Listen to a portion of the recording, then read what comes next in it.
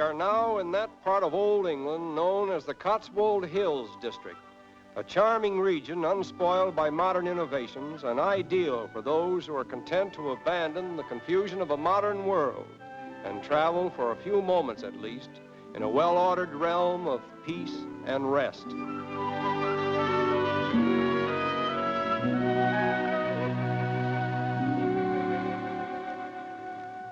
An outstanding attraction in this picturesque region is its architecture in stone, which is characteristically illustrated in this unique reproduction of a Cotswold village.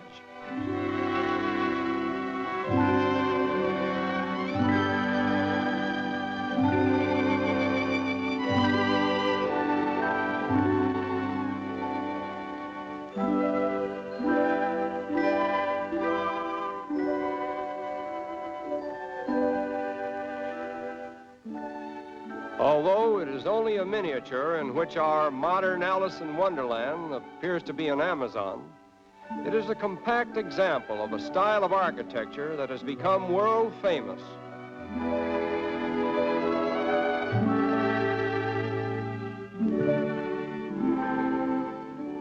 Aside from the construction of buildings, the stone, which is quarried in the Cotswold Hills, is also used for the formation of walls that are built in a manner typical of this section. The stone, when first quarried, is of a deep cream color, weathering to a gray and turning to other rich shades when sunshine strikes the flaked edges. The art of constructing a Cotswold wall is a heritage among the craftsmen in this part of the world. No mortar is used except in the top layer of the higher walls, and it appears to be all that is necessary to keep the walls intact for generations.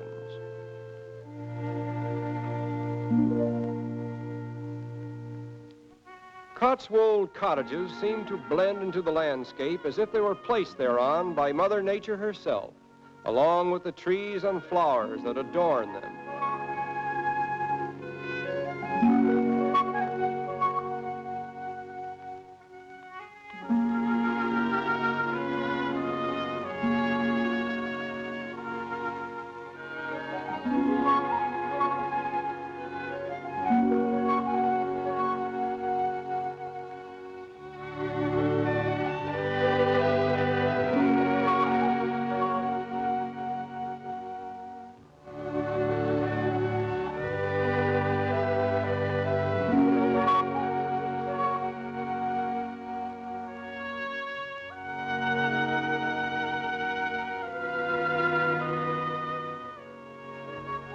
Characteristic features of older Cotswold cottages are the stone gabled roofs and the picturesque chimney stacks.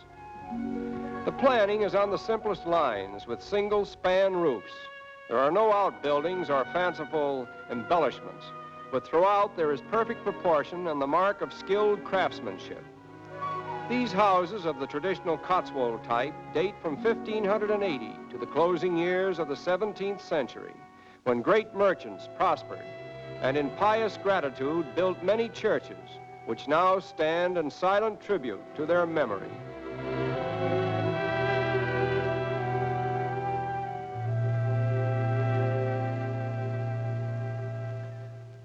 En route to the valley of the Wye River, we pass picturesque flocks of sheep pasturing on the wolds or rolling plains.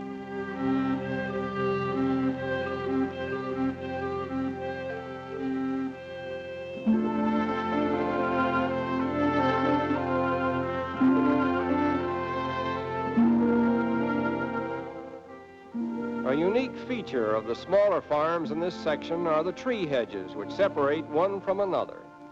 One of the most thrilling scenes in all of England is this view of the Wye Valley.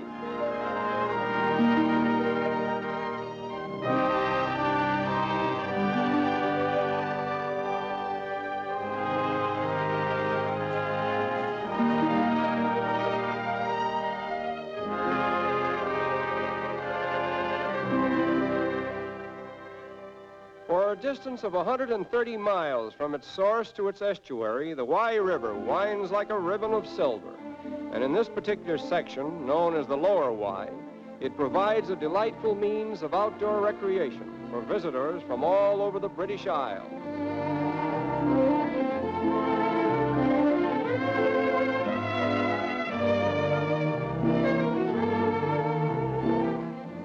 people who seek rest and recreation in this peaceful region are typical of a vanishing breed of humanity that appears to be content with the simpler diversions of a quiet holiday. Motorboats are practically unheard of here, where all boat transportation is controlled by manpower. And speaking of manpower, here's a good example of what we mean.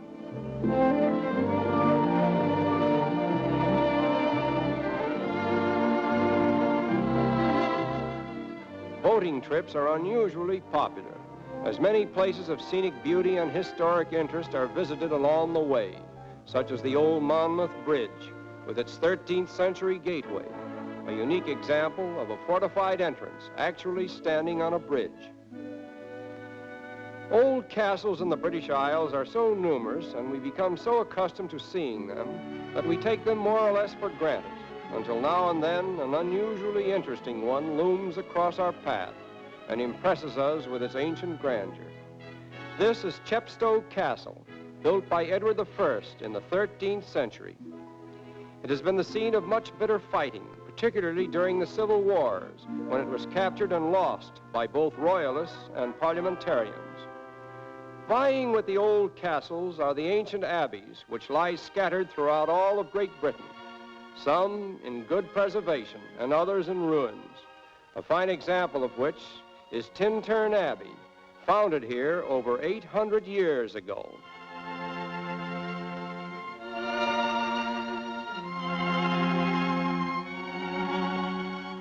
The church, which was built in 1287, has long been roofless, yet enough of it remains to make it an object of pilgrimage. In contrast with the picturesque ruins of this historic shrine is Laycock Abbey, in a perfect state of preservation, although its founding dates back to the early part of the 13th century. It was from one of these windows in the year of 1839 that William Henry Talbot, or Talbot, the accredited inventor of photography, took his first pictures. Laycock Abbey and its adjoining buildings form an interesting succession of architectural styles, outstanding among which is the Elizabethan courtyard. It was in the stables of this courtyard that Queen Elizabeth had her horses quartered during her many visits to Laycock Abbey. Although this historic shrine abounds in tales of historic significance, the outstanding feature of interest to us is the fact that the inventor of photography conducted his experiments here and finally gave to the world the first photograph that was the forerunner of modern photography. We are naturally thrilled at the thought of being invited to have tea in this historic shrine, which in the 7 centuries of its existence has never been unoccupied and has always upheld the tradition of hospitality. And it is here that we conclude our glimpses of old England.